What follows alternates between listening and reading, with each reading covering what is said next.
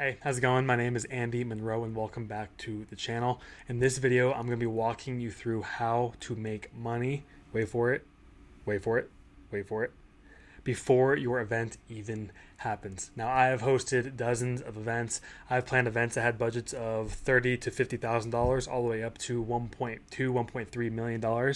And when you enter into an event with a $1.2 million deficit, it can get a little scary. So we've had to come up with some strategies to collect as much revenue as possible before we even get into the event, so that if nothing happens at the event and it completely flops, we're still operating at a break even or maybe even a slight profit due to all the revenue that we collected prior to the event. So on this channel, we talk a lot about monetizing your event at the event through sponsorships and merchandise and upsells and offers, high ticket offers, all that great stuff. But in this video, I'm going to be walking you through monetization strategies for prior to the event. All right, with all that being said, let's jump into it. Now, before I explain how you can actually make money before your event even happens, I want to walk you through something called the red zone. So there is something called the red zone. I'll draw it right here, red zone. And we'll draw a line down the middle, and let's even draw out over here, we'll call it the green zone. So when you are entering into an event, you usually enter into it in the red zone or the green zone. The red zone is obviously when you are operating at a loss. So let's say your event budget is $1 million and you go into the event with $800,000 in revenue. That means you are in the red zone operating at a $200,000 loss. Meaning if everything goes wrong at the event and you don't make any sales, you will be a net negative. You will lose $200,000 on the event. However, you can also enter into the event in the green zone, meaning if your event budget is $1 million and you come into the event with $1.1 million in revenue, that means you're at $100,000 profit before the event even starts, meaning everything that happens at the event is just sugar on top. It's pure profit. And if the event absolutely flops and no one buys your offer, you still have $100,000 in profit, and you maybe lost some time, but you did not lose a bunch of money. For me, I like to enter into my events either right here in the middle at the we'll call that like the neutral zone, so not in the red zone, not in the green zone. If we have $1 million budget operating at $1 million in revenue, so that we come in, it's break even if everything goes to crap, or over here in the green zone, meaning we are going into the event with a profit. So if the event sucks, we are still making money, and if the event makes a lot of money, that means it's all profit because we've already covered our expenses through the pre-event revenue. Now let's actually cover some strategies for making money before your event even starts. The first one I want to talk about, which is probably the most common one, is selling tickets to your event, which this may seem obvious, but there are a lot of events out there that don't sell tickets, and sometimes I recommend to my clients that you don't sell tickets to an event.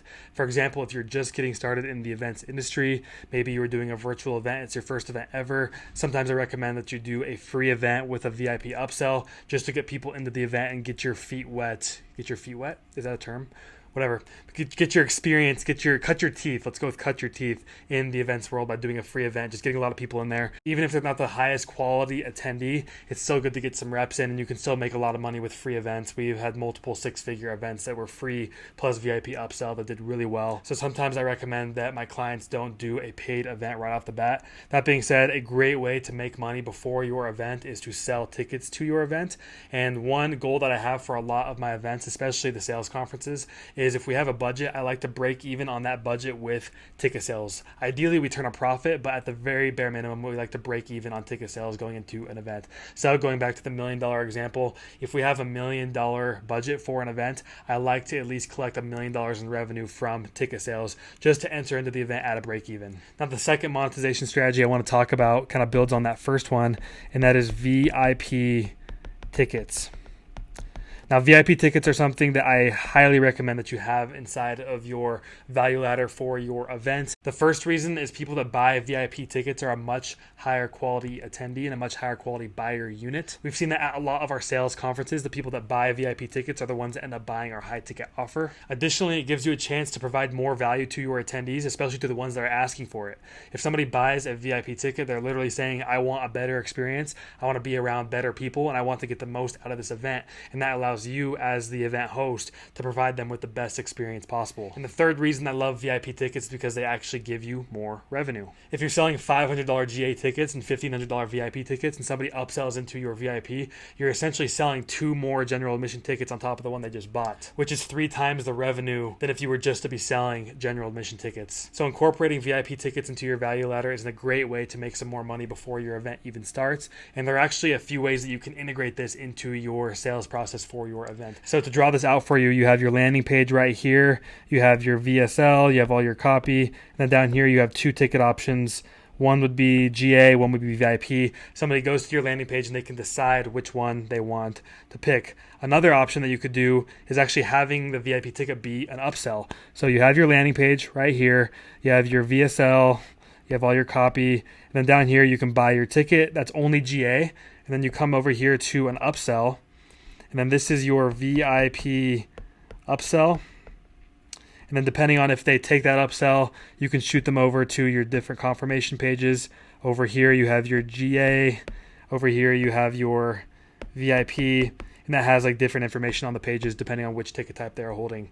The pro of this model is it really incentivizes people just to buy, to register for your event. So if you're only pushing GA tickets on your website, on the landing page, that really just incentivizes people to buy. If you have VIP options on it as well, like up here, they could sit there and they could think like, do I want a VIP option? Do I want a GA option? Like, I don't really know. VIP seems pretty cool, but GA also sounds cool and maybe it's cheaper. And then they might just leave because they couldn't really decide which ticket type they wanted to buy. However, for this model, it's only GA tickets. So somebody goes, they buy a ticket, then they get upsold into the VIP option, and then they can make that decision one at a time. So first they decide if they want to RSVP and buy tickets to your event, and then they will decide if they want to be a VIP, and then depending on that, they get shot over to your GA or your VIP confirmation pages. And then if somebody doesn't take the VIP, you can hit them with some follow-up sequences to encourage that action. If someone does take it, you collect more revenue, which goes towards the bottom line of your event. All right, the third monetization strategy I want to walk you through is now sponsorships. So sponsorships are a great way to collect revenue before an event. Out of all of the events that I've hosted, I'd say most of them I've done without sponsorships because there's some pros and cons of sponsorships. I'll probably make a video on that in the future. That being said, if you're just looking to collect more revenue before an event, collecting sponsorship revenue is a great way to do so. A few different options you can go with for your sponsors is first just selling some packages. So you can do this as maybe 3 tiers. You have your silver, you have your gold, and you have your platinum. They could be maybe $5,000 for silver, $10,000 for gold, $25,000 for platinum, and you have a bunch of different benefits for each one, with obviously silver being the base, 25 being the most expensive. Maybe they get some time on stage, maybe they're a host for a panel, whatever it is, and you just sell those sponsorship spots and you collect revenue before the event. Another way to do it is kind of an a la carte option where you have a bunch of different aspects of your event. Maybe you have lanyards, you have key cards, you have lunches, you have t-shirts, you have whatever it is at your event, a bunch of different miscellaneous items, and you can offer people a chance to sponsor each one of those items. So maybe someone is sponsoring the notebooks and the pens. That means they get their logo on the notebooks and the pens, and they are the official sponsor of that aspect of the event. Or maybe somebody sponsors your lunch, and when you're doing the lunch and everyone's going to get some food, you make it very known that there is a sponsor that provided the lunch, and that gives them a lot of publicity and a lot of goodwill from the attendees. So whether you're doing packages or you're doing a la carte, sponsorships are a great way to collect revenue before an event even starts. And finally, the last strategy I want to talk about for monetizing your event before the event even starts is through upsells. Now, this one might be slightly controversial because a lot of people, when they talk about events, they talk about getting people into your event funnel and then you upsell them into your offer at the event. But one thing you can do is you can actually start upselling your ticket holders into your offer prior to the event. So let me draw this out for you to show you how it looks. We'll go past all of this. So, all right, right here, we have the landing page. It's a lot smaller than the previous examples. We have your VSL, you have your copy, you have your tickets. They get upsold. And then depending on if you do the VIP and GA together and if you have different confirmation pages, that all depends on what you decide to do. But then they come over here to the confirmation page, and on the confirmation page you give them an option to book a call with your team. So that's their book a call option. This is your salesman, and they have a chance to book a call with your team. And you could frame it as, a bonus to them buying a ticket is they get to go and they get a free game plan call or a free consultation, or if they have any questions, they can talk to the team. But this is really just a discovery call where they jump on a call with your team and they see if they're a good fit to join your high ticket offer. That will be the offer that you sell at your event. And one reason why this works so well is at our events, we make sure that if you are a member of the program that we're going to be selling at the event, you are a celebrity. You have so many different perks. You have your own VIP area. You have exclusive merchandise. You get early access. There's after parties. There's networking. There's meals.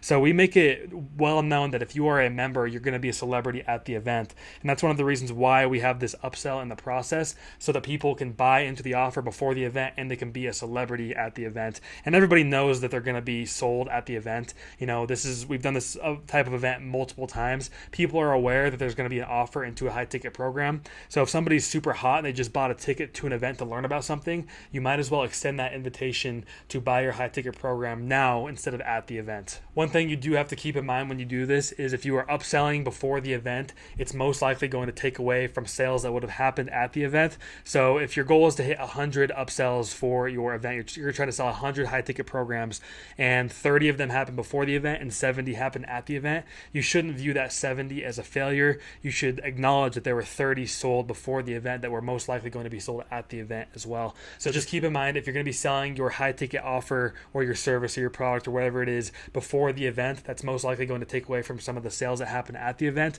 But the way we look at it is that those are all sales that happen in the event funnel, which deems it a success. So just to review, the first option for monetizing your event before the event even happens are tickets, and then you have VIP tickets, and we have sponsorship revenue. Then moving down, we have upsells. These are all amazing ways that we have actually used to monetize our events before the event even happens. And this allows us to enter into the event in that neutral zone where we're at a break even, or even in the green zone where we're operating at a profit instead of going in at the red zone. That being said, we have gone into events in the red zone before, knowing that we were going to go into the event in the red zone, and we still turned a massive profit based off of high ticket upsells at the event. But you can't deny it. It's a little scary when you're operating at a loss and you go into an event and you don't really know if the event is going to succeed. So if you want to mitigate all of that risk, these are some options for you to make some money before the event even happens. So I hope that was helpful. If you are a coach or consultant that is currently hosting events for your business and you're not really seeing the results that you want, or you're a coach or consultant that wants to start hosting events for your business one day, click the link down below. I have a lot of free resources for you. And finally, if you could like and subscribe this video, it helps it get out to more eyes. Obviously, we're a new channel, but I think this content is really valuable and I want more people to see it. So if you could help me out and get this video out to more people, that would be amazing. Thank you for watching, and I will see you in the next video.